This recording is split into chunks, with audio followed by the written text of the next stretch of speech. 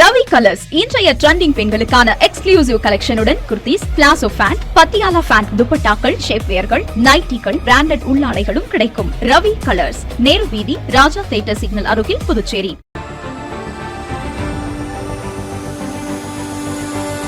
Build a 5-star career with Aditya's Institute of Hotel Management.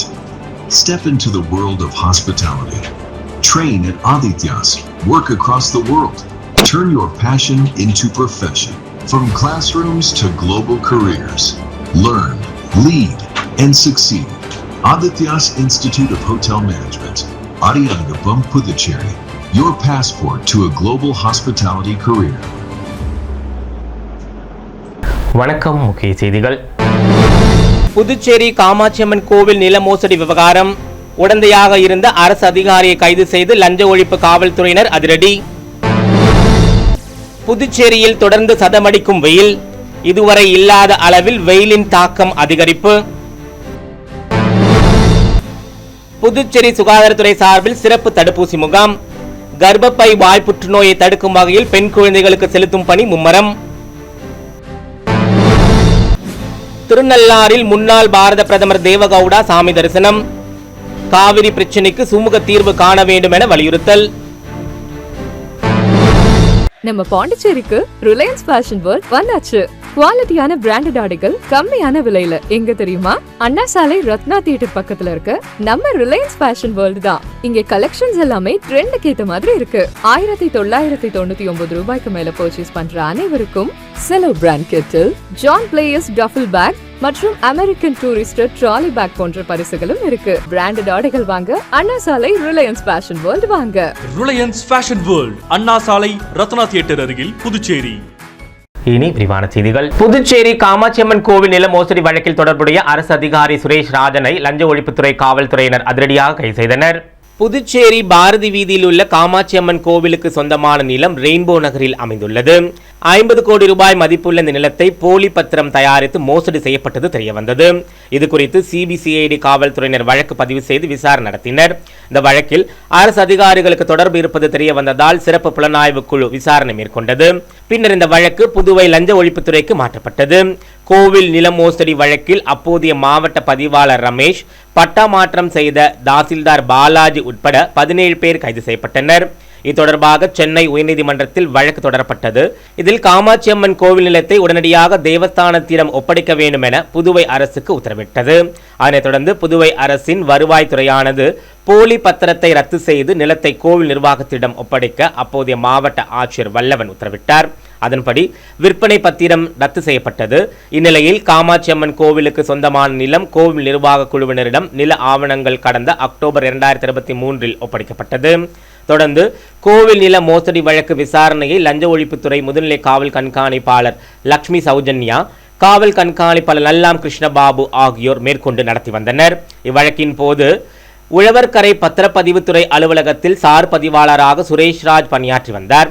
அப்போது போலி பத்திரம் பதிவில் உடந்தையாக இருந்தது தெரியவந்தது. அதை உறுதி செய்யும் வகையிலான ஆதாரங்களை லஞ்ச ஒழிப்புத்துறை காவல்துறையினர் சேகரித்தனர். இந்நிலையில் மூலகுளத்தில் வீட்டில் இருந்த சுரேஷ் ராஜனை லஞ்ச ஒழிப்புத்துறை ஆய்வாளர்கள் புருஷோத்தமன், முருகன் ஆகியோர் கைது செய்தனர். இதையடுத்து புதுச்சேரி நீதிபதி வீட்டில் அவரை ஆஜர்படுத்தி காலாப்பட்டு மத்திய சிறையில் அடைத்தனர். கைதான சுரேஷ் ராஜ் தற்போது புதுவை அரசின் செய்தி மற்றும் விளம்பரத்துறையில் இயக்குநராக பணியாற்றி வருவது குறிப்பிடத்தக்கது. புதுச்சேரியில் கோடை வெயிலின் தாக்கம் தொடர்ந்து அதிகரித்து 100 டிகிரியை தாண்டி பதிவாகியுள்ளதால் பகல் நேரங்களில் பொதுமக்கள் பெரிதும் சிரமத்துக்குள்ளாகி வருகின்றனர். இப்படி ஒரு வெயில் கொடுமையை இதுவரை பார்த்ததில்லை என அனைவரும் சொல்லும் அளவிற்கு புதுச்சேரியில் வெயிலின் தாக்கம் கோடை முன்னும் இன்னும் நீடித்து வருகிறது. புதுச்சேரியில் இந்த ஆண்டின் நடப்பு கோடை மற்றும் அதற்கு பிந்தைய காலங்களில் வெயிலின் தாக்கம் மிக தீவிரமாக இருந்து வருகிறது.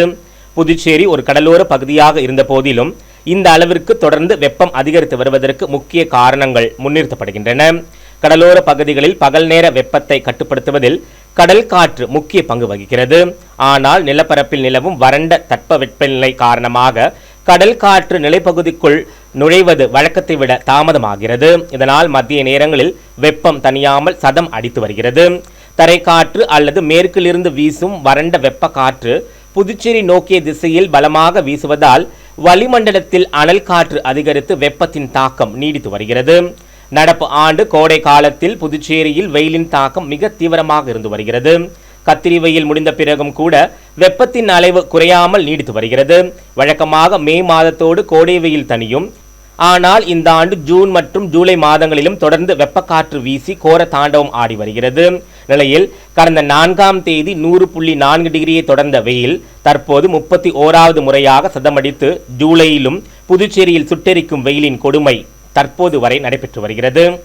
புதுச்சேரி சுகாதாரத்துறை சார்பில் கர்ப்பப்பை வாய் புற்றுநோயிலிருந்து பெண் குழந்தைகளை பாதுகாக்கும் விதமாக சிறப்பு தடுப்பூசி முகாம் அண்ணா சாலை நகர்ப்புற ஆரம்ப சுகாதார நிலையத்தில் நடைபெற்றது. புதுச்சேரி சுகாதாரத்துறை சார்பில் கர்ப்பப்பை வாய் புற்றுநோயிலிருந்து பெண் குழந்தைகளை பாதுகாக்கும் நோக்கில் சிறப்பு HPV தடுப்பூசி முகாம்கள் ஜூலை 12 மற்றும் 19 ஆகிய ஞாயிற்றுக்கிழமையில் நடைபெறும் என அறிவிக்கப்பட்டுள்ளது. நிலையில் ஜூலை 12ஆம் தேதி ஞாயிற்றுக்கிழமை காலை 9 மணி முதல் பிற்பகல் 1 மணி வரை புதுச்சேரி மாநிலம் முழுவதும் உள்ள அனைத்து ஆரம்ப சுகாதார நிலையங்களிலும் இம்முகாம்கள் நடைபெற்றன. தடுப்பூசி முகாம்களின் மூலம் 15வது பிறந்த நாளை எட்டாத 14 வயதுக்கு மேற்பட்ட பெண் குழந்தைகள் பயன்பெற முடியும். கர்ப்பப்பை வாய் புற்றுநோய்க்கு முக்கிய காரணமாக கருதப்படும் HPV தொற்றிலிருந்து முன்கூட்டியே பாதுகாப்பு அளிப்பது இத்திட்டத்தின் நோக்கமாகும். இதன் மூலம் எதிர்காலத்தில் புற்றுநோய் ஏற்படும் அபாயத்தை குறிப்பிடத்தக்க அளவில் குறைக்க முடியும் என மருத்துவ நிபுணர்கள் தெரிவிக்கின்றனர். இந்நிலையில் புதுச்சேரி அண்ணா சாலையில் உள்ள நகர்ப்புற ஆரம்ப சுகாதார நிலையத்தில் நடைபெற்ற சிறப்பு தடுப்பூசி முகாமில் தலைமை மருத்துவர் மதன் தலைமையில் செவிலிய அதிகாரி லட்சுமி, துணை செவிலிய அதிகாரி சிவரஞ்சனி உள்ளிட்டோர் கலந்து கொண்டு முகாமில் பங்கேற்ற குழந்தைகளுக்கு தடுப்பூசி வழங்கினர். காரைக்காலை அடுத்த திருநள்ளாறில் சனீஸ்வரன் பகவான் கோவிலில் முன்னாள் பிரதமர் தேவகவுடா சிறப்பு பூஜைகள் செய்து சாமி தரிசனம் மேற்கொண்டார். புதுச்சேரியின் பிராந்தியமான காரைக்காலை அடுத்த திருநள்ளாறில் பிரசித்தி பெற்ற தர்பாரணேஸ்வரர் தேவஸ்தானத்தில் சனீஸ்வர பகவான் தனி சன்னதி கொண்டு அனுகிரக மூர்த்தியாக அருள்பாலித்து வருகிறார். நிலையில் கர்நாடகாவை சேர்ந்த முன்னாள் பிரதமர் தேவகவுடாவும் சனீஸ்வரர் கோவிலுக்கு வருகை தந்தார். முன்னதாக அவர் ஸ்ரீ தர்பாரணேஸ்வரர், சனீஸ்வர பகவான், விநாயகர், அம்பாள் உள்ளிட்ட சந்நிதியில் சிறப்பு பூஜைகள் செய்து வழிபட்டார். அவருக்கு கோவில் நிர்வாகம் சார்பில் சிறப்பான வரவேற்பு அளிக்கப்பட்டது. தொடர்ந்து செய்தியாளரிடம் பேசிய அவர் தற்போது தனக்கு 93 வயது ஆகுவதாகவும் சுமார் 30 ஆண்டுகளுக்கு பின் சனீஸ்வரரை தரிசனம் செய்ய வந்துள்ளதாகவும் தெரிவித்தார். இந்த தரிசனம் மகிழ்ச்சியை தருவதாக தெரிவித்த அவர் தற்போதைய பிரதமர் நரேந்திர மோடி உலக தலைவர்கள் அனைவருக்கும் ஒரு வலிமையான தலைவராக ஏற்றுக்கொண்டுள்ளனர் என்றும் சர்வதேச அளவில் புகழ்பெற்றுள்ளார் என்றும் அவருக்கு புகழாரம் சூட்டினார். தொடர்ந்து பேசிய அவர் தமிழக முதலமைச்சராக விஜய் கடந்த 2 மாதங்களுக்கு முன்புதான் தேர்ந்தெடுக்கப்பட்டுள்ளதாகவும் அவர் மக்களின் பேராதரவை பெற்ற ஒரு மக்கள் தலைவராக திகழ்கிறார் என்றும் அவருக்கும் புகழாரம் சூட்டினார். தொடர்ந்து கர்நாடகாவில் பல மாவட்டங்களிலும் குடிநீர் தட்டுப்பாடு மிக மோசமான நிலை எட்டியுள்ளதாகவும் இதனை தமிழக முதலமைச்சரும் தலைவர்களும் நன்கு உணர்ந்துள்ளதாகவும் காவிரி நதிநீர் பகிர்வு தொடர்பான பிரச்சனைகள் இரு மாநிலங்களுக்கும் இடையே ஒரு முக்கிய விவாத பொருளாக இருந்து வருவதாகவும் தெரிவித்த அவர் இந்த விவகாரம் கர்நாடகம் தமிழகம் இடையே சுமூகமான முறையில் தீர்க்கப்பட வேண்டும் என்பதே பொதுவான எதிர்பார்ப்பாக உள்ளது என அவர் அப்போது தெரிவித்தார்.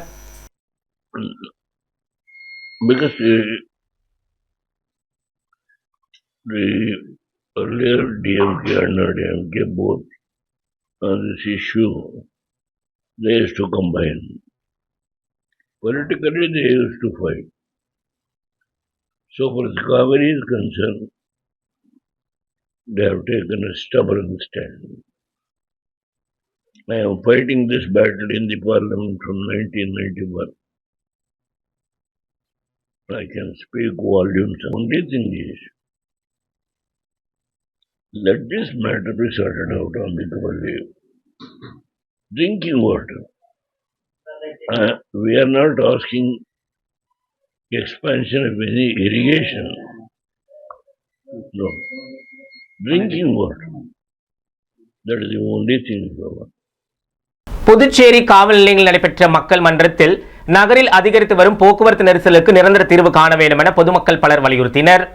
புதுச்சேரியில் உள்ள ஒவ்வொரு காவல் நிலையங்களிலும் வாரந்தோறும் சனிக்கிழமை மக்கள் மன்றம் நிகழ்ச்சி நடந்து வருகிறது. அதன்படி இந்த வாரம் நடைபெற்ற மக்கள் மன்ற நிகழ்ச்சியில் முதுநிலை காவல் கண்காணிப்பாளர் கலைவாணன் மங்கலம் காவல் நிலையத்தில் கலந்து கொண்டு பொதுமக்களிடம் குறைகளை கேட்டறிந்தார்.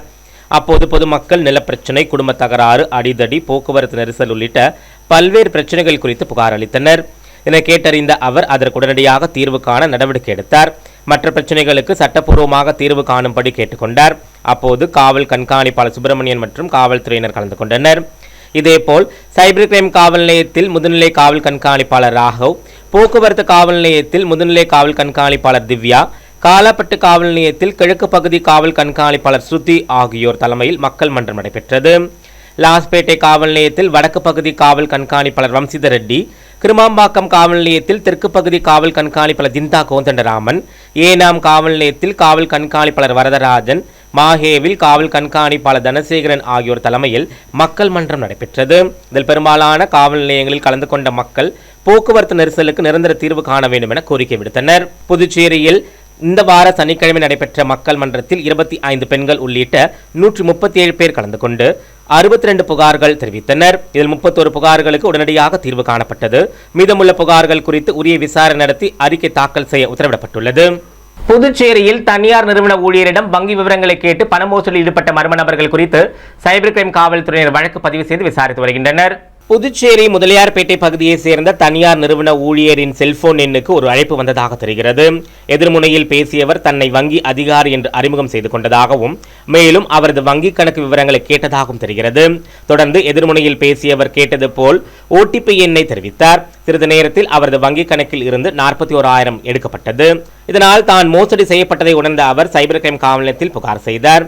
முத்தியால்பேட்டை பகுதியை சேர்ந்தவர் ஆன்லைன் மூலம் ஃபாஸ்டாக் வாடிக்கையாளர் சேவை மையத்தை தேடியுள்ளார். சிறிது நேரத்தில் அவரது செல்போன் எண்ணுக்கு மர்ம நபர் ஒருவரிடமிருந்து அழைப்பு வந்ததாக தெரிகிறது. அதில் பேசியவர் வாகனங்கள் தொடர்பான விவரங்கள் மற்றும் செல்போன் எண்ணை அனுப்பி வைக்குமாறு கூறியுள்ளார். சிறிது நேரத்தில் அவரது வங்கிக் கணக்கில் இருந்து 36,000 ரூபாய் மோசடி செய்யப்பட்டது தெரியவந்தது.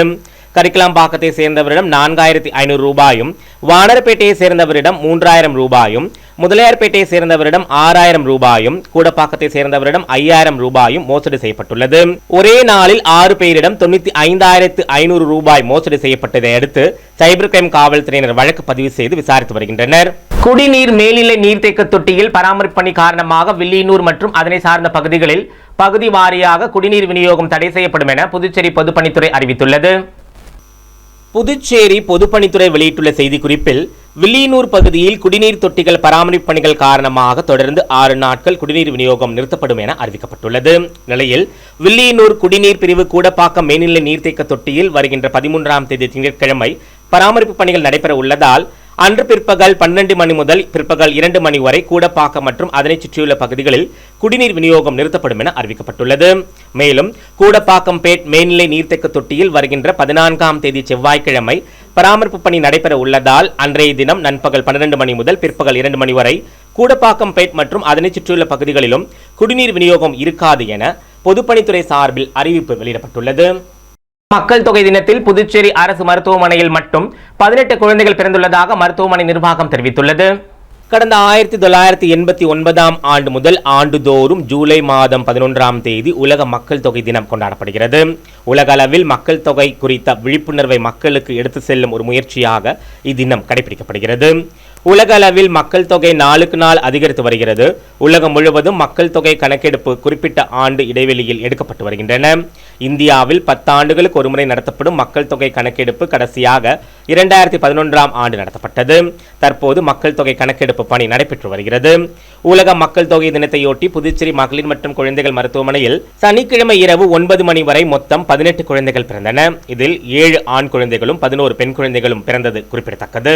அடுத்து வருவது புதுவையில் இன்றைய தங்கம் மற்றும் வெள்ளி விலை நிலவரம்.